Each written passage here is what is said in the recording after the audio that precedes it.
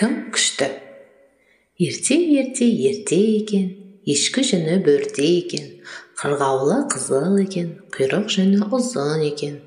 Қырғаулы қырқылдап, жалтыр мұзға сыртылдап, алшая келіп қоныпты, шатайырылып қалыпты, қисая жатып қырғауыл, сонда мұздан сұрапты.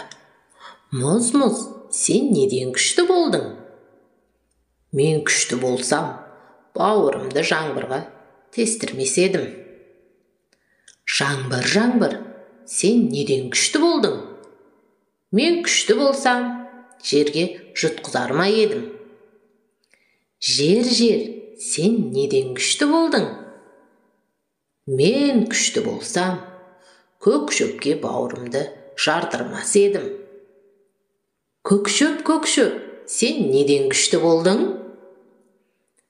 Мен күшті болсам, көк тоқты мойнымнан жұлқымас еді.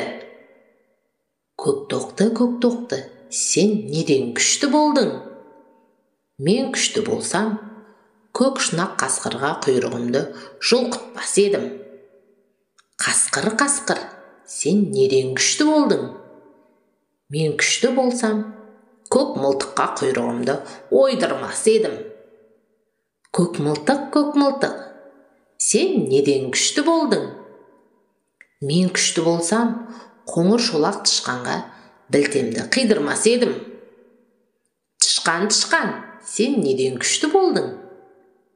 Мен күшті болсам, құмырсқаға інімді алдырмас едім.